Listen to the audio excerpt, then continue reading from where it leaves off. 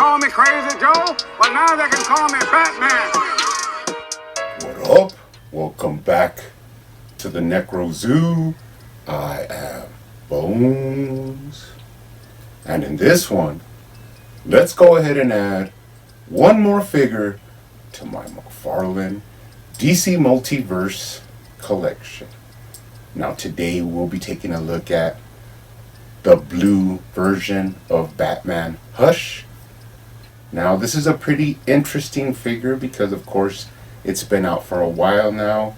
I didn't really get it in its initial release because I had no idea how people were gonna go crazy over this figure. Now if you're looking to get him online, he is fetching up to around $50, and I do not see them re-releasing this figure anytime soon, so the price is only going to get higher.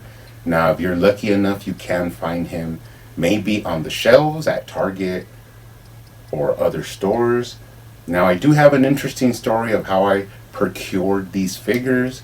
Interestingly enough, I usually check on Best Buy. That's another outlet that I usually look at to try and pick up some figures. And interestingly enough, he was on there, but it looked kind of weird. Like it didn't have like add to cart or anything. It was just there. So I'm pretty sure it was that same day that I saw that. The next morning, of course, I wake up early basically every day between 4:30, 5 o'clock. And for some reason, I had just happened to open my eyes like at 4 in the morning. And I don't know why, I checked Best Buy like out of the, randomly. And sure enough, it was there and it was add to cart. So I could not believe my eyes, and I went ahead and picked up 3 of these figures, added them to the cart, and checked out as fast as I could. Now I had originally picked up one of these loose for $20, like when they first came out. So that was one that I was basically going to use to like do some custom work or swapping out parts. So luckily I was able to pick up 3 of these at retail, but that is a lesson for everyone, and that is that Batman sells. Now you're having the same problem basically with the Michael Keaton version of Batman from the Flash movie.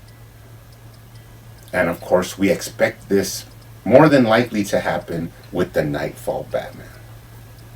Now interestingly enough, people have been doing some crazy stuff online. I don't know what it is about the head sculpt on this guy or what's going on, but they're starting to swap out heads and try to resell them, different versions of this figure, and it's just kind of kooky. But luckily, as I said, I secured my figures that I will be holding on to. Now, as of right now, the other 2 figures that I have of this, I'm basically going to just hold on to them. I know for sure one is going to go to my unopened mint inbox collection, but I'm not so sure what I will be doing with the other one. Now, he does look pretty disciplined in the packaging, but let's go ahead and take a closer look at it. But first, he does come with your standard black DC Multiverse stand. Now, of course, these are not really needed, but sometimes they do come in useful. He also comes with his data file card. On the front, you do have some Jim Lee artwork from the Hush storyline. Pretty nice looking artwork. And on the back, you do have some information. Now, interestingly enough, I've seen a lot of people, buying that Mafex Hush Batman and saying that it is the ultimate Batman. And I honestly have to say, like, from first impressions, this Batman actually looks straight from the comics, and he just has that like rugged look. And when you match up the artwork to this one, like the thickness of the neck and the posture, this one is more matching with what is in the comic of Hush by Jim Lee. And the Mafex one, for some reason, to me, I don't know, everybody has their preference, but it just doesn't have that same like gritty look. It looks more like cartoonish or like animated kind of. So for me necessarily, we will see in the end, but I think this one just feels more like a comic accurate version. At first sight. But he does come with some accessories. He does come with 2 alternate fists. Pretty cool. These do look the same as the Year 2 Batman because of the texture that they have on the back of the gloves. And also, as I showed before, these actually match up with the Black Manta fist. Now, the difference is one of these, the right fist, actually does have a kryptonite ring, and that is for in the storyline where he battles a sort of possessed by Poison Ivy Superman. Pretty sweet. I actually am a fan of having the either the fist or the 2, open hands or gripping hands. It really must become like a standard for McFarlane. But also, again, a $20 figure. I mean, I can't really complain. It is an awesome version of Batman. He also does come with 2 Batarangs. Now, these are kind of interesting because their shape is like that kind of half moon shape. But they actually do have the scallops sculpted out, and they look more like a bat wing. But they're pretty nice looking Batarangs. Now, they are different from the 2-pack version of this figure, where that one is more like of a solid silver with less sculpt work.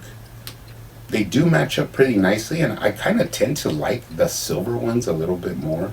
But the black ones are a lot more reminiscent of the comics, so I'll take either one. Big fan of those accessories. Now, we do not get a traditional grapnel gun with this Batman, but I mean, if you've been collecting McFarlane long enough, you should have at least a couple of versions. We have the OG Batman 1000 grapnel gun, which not a big fan of, like the connected wire. Also because it's kind of flimsy, and then it has this like bat-shaped grapnel at the end. But we also have the 3 Jokers version, which has more of a kind of grapnel hook at the end. So you have those choices to pick from. Now, I've made a couple of alternate versions, which is I have that old school grapnel one. The bat part of it in the front is actually like stuck on, but it just makes like a shorter option for like, photography and stuff like that.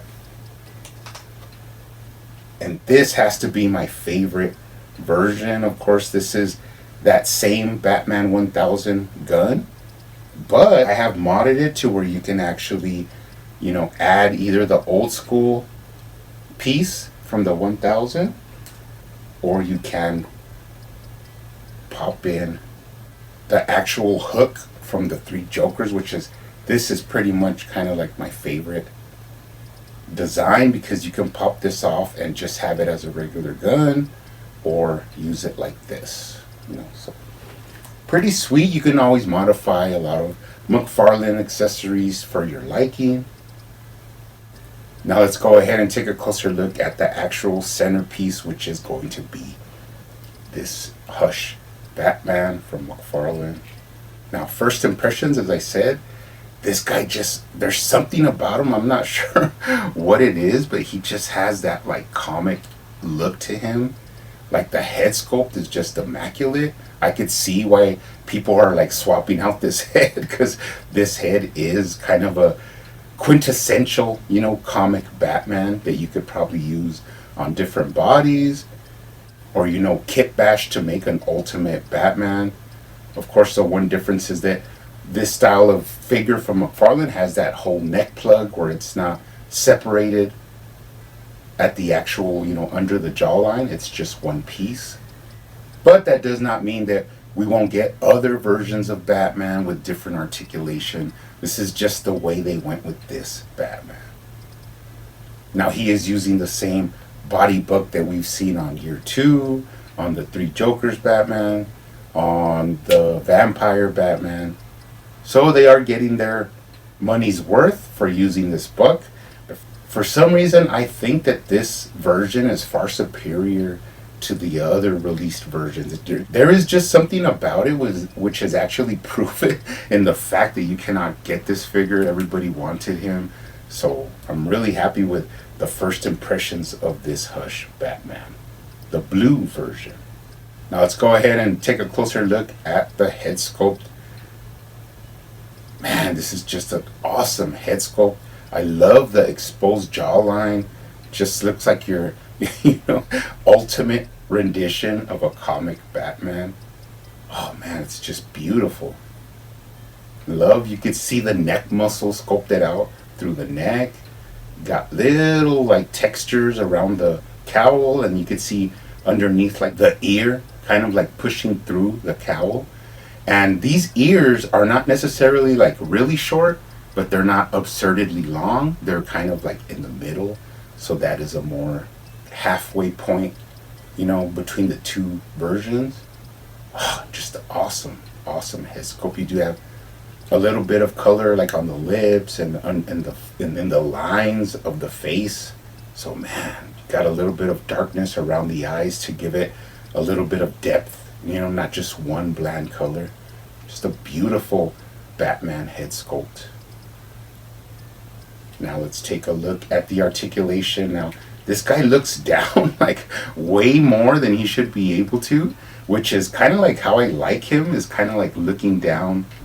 Gives you like an ominous feel of the poses, just looking like intimidating down on Gotham City, which is basically what I think the idea McFarlane had, was for him to be looking down over the city. Now the negative of this is that he cannot look up very much.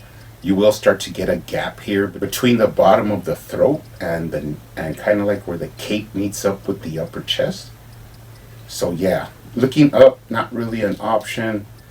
It's very slight. You can kind of push it to where he looks up, but yeah, not going to get much out of there. You do have right to left. And one thing you can do is you can still tilt his head for some attitude. All in all, the limited articulation does not take away from the fact that this is a beautifully sculpted head sculpt. Basically like the ultimate Batman head sculpt. Kind of makes you wonder if McFarlane would have actually kicked off the line with this version of Batman instead of the Batman 1000. But I am really happy actually with this head sculpt. Go ahead and move down real quick. Let's take a look at the emblem, which is a kind of hush styled emblem. Also like raised.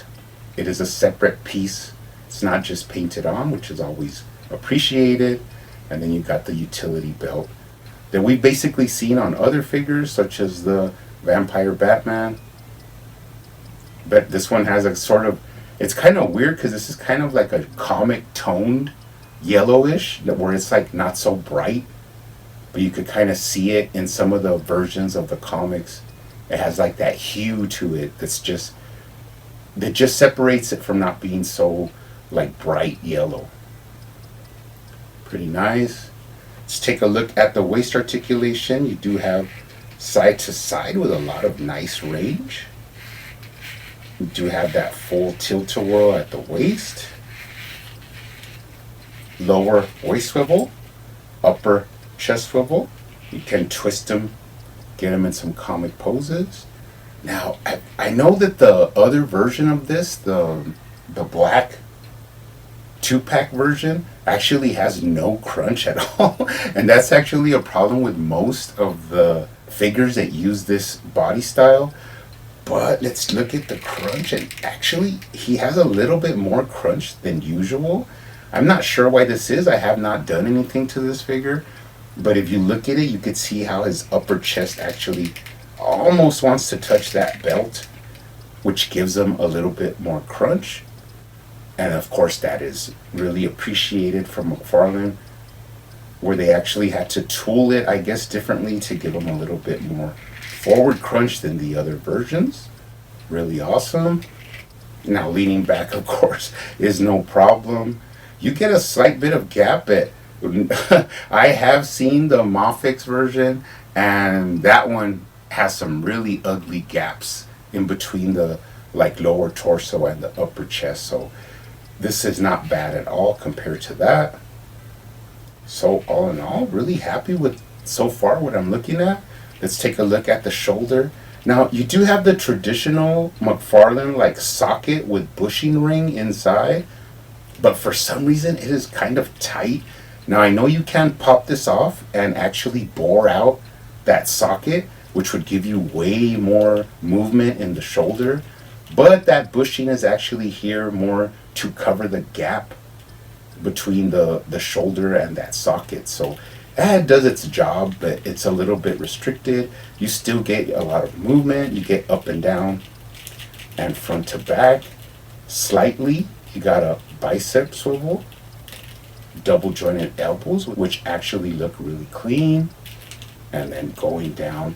Now this is a certain color of gray, which actually works really well because where it has little like dips and muscle tone and stuff like that, it gives it a little bit of shadow. So I don't know how that actually makes the figure better, but it actually works out in its favor to where you don't really need to put a wash on this to actually see the different sculpt lines and muscle tone.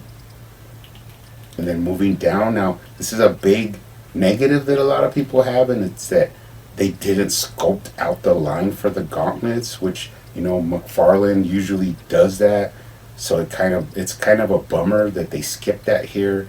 And you do have the gauntlet blades, and then into this like gesturing hand, which actually can also work in holding the batarangs. And you do have that McFarlane wrist articulation with the swivel and hinge. On the other side, you have the same exact thing, but it goes down into just a grasping hand. So a lot of options with the hands. Of course, you do have the fist, where you can easily pop out this hand and then pop in the fist, which actually has the kryptonite ring and gives you an ability to pose him with that hush, you know, Superman that McFarlane gave us. Pretty awesome. Now you can get him easily into a T-pose. You can even go a little bit more of a whitish pose, and then you can put his arms above his head.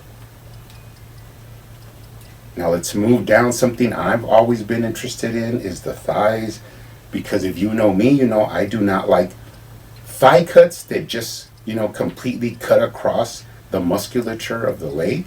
Now if it is hidden, that's not a problem. If you just cut the leg just like that, for me, that's always been a big eyesore. And whenever I see a Legends figure or a figure with a thigh cut, it just pops out to me right away. I cannot unsee it, and it's just something that is not appealing to me. Now, let's check out the thigh swivel. Man, this guy has awesome thigh swivel, a lot of range, and this is, you know, without even heating them up.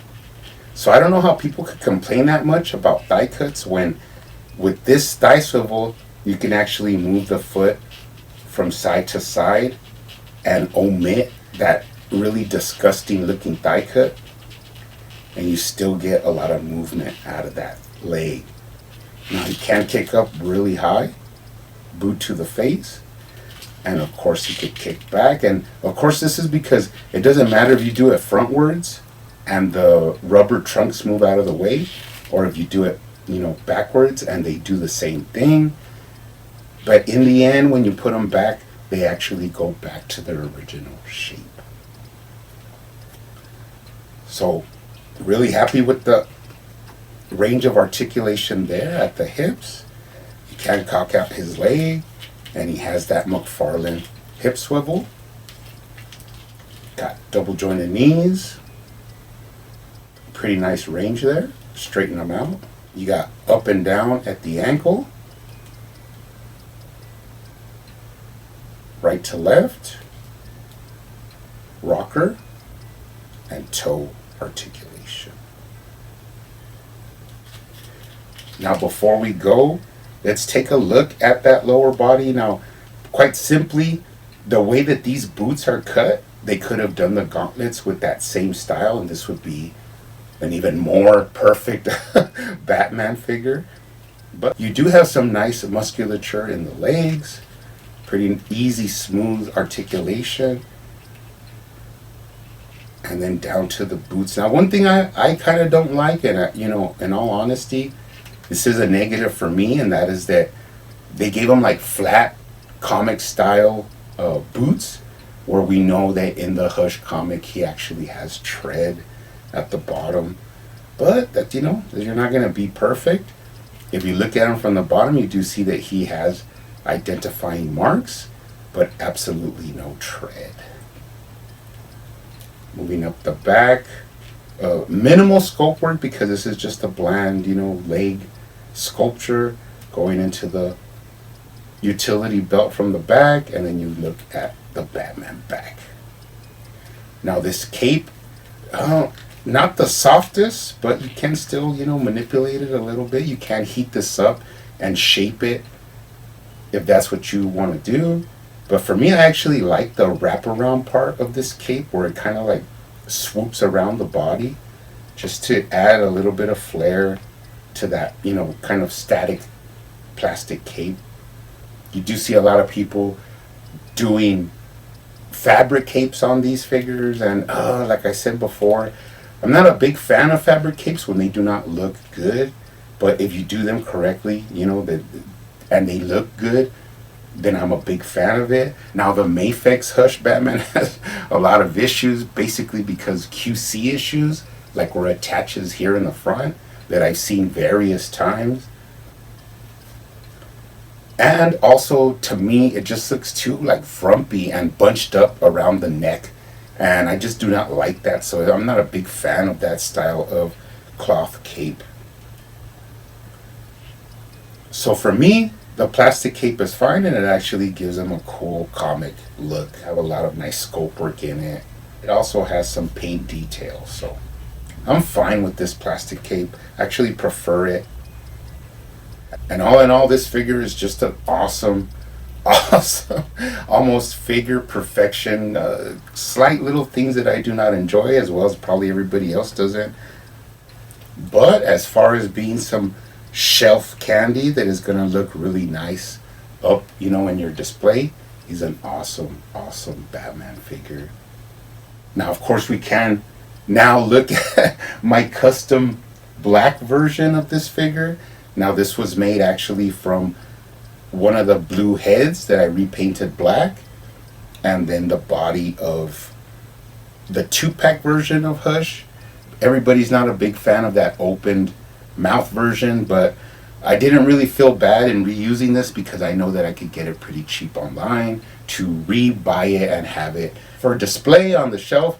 But another thing that was a big problem was actually the elbows. In that version, they were black, and that was a sort of factory mistake. But I also did find some other cool little things that helped me out, and that was that if you take it apart, the actual elbow hinge is actually the right color of gray, but you do have to remove the black paint. So I went ahead and did that first, and then I had to try and match up the gray paint to like clean it up, while at the same time still leaving you articulation without losing any of the paint. Now another thing that people get wrong is that they either go for a too glossy paint or a too flat paint. And if you look at the plastic on these Batman figures, they're kind of a satin, to where they have a little bit of shine, but they're not completely glossy. They're also not really like a matte color. So you do have to find that sweet spot with the paint, but I was actually able to accomplish this and actually get a really nice straight line around the whole gauntlet, giving it the separation that it needs, but at the same time giving it a clean look. So I'm actually really happy the way it came out at the end. Awesome, awesome black version of this Hush Batman. Now they did show a list online where McFarlane is gonna actually do a black version. And at first you could be like, oh, you know, now you did all that work and McFarlane's actually gonna release that figure, which is something that I'm always against. Like, I think you should wait on some figures and see if McFarlane releases that version without going all crazy and wasting your time creating it when we know that McFarlane is gonna do it. But I do have, in the end, something that kind of saves me that heartache, and that is that he's probably going to do this color gray from the blue version, while this color gray from the 2-pack is actually a little bit lighter. And another thing I added because of that lighter gray is I actually added the belt from the Vampire Batman because it is more of a brown, darker tone. This kind of reminds me of that old DC superheroes Batman that everybody used to say was like the ultimate Batman ever produced. And it just hits the right tones. Just really reminds me of that old school figure. So I do like this custom that I made. Another thing I like to do with him is actually add the grapple gun that I modified, and that just actually like fits with him and gives him a lot more style. I love the way the silver pops out, you know, when you're taking photos of him. So all in all, really happy with him. 2 versions of this Hush Batman. We will be getting another version, but we have yet to see what color tones that one will have. Now, of course, before we go, cannot go without bringing in my Hush Superman. Now, I did do the thigh mod to this Hush Superman, which gets him a little bit more level with the Hush Batman, which we know is a taller figure. And even though they're coming out with that Nightfall Batman, I don't know why, but I kind of feel like I kind of like the taller version of Batman. And if you've seen any images, you know that that Nightfall Batman is more the height of that Rebirth Batman, which was, you know, kind of too small for a lot of people. So I don't know. We all have our different tastes, but for me, this Hush Batman is just awesome. Has a great presence on the shelf. He's actually really fun to pose and take pictures with, which is another reason why I think he is really hard to pick up and is a really sought after version of Batman. But anyways, you guys keep hunting out there, keep collecting, keep customizing, and I will see you on the next one.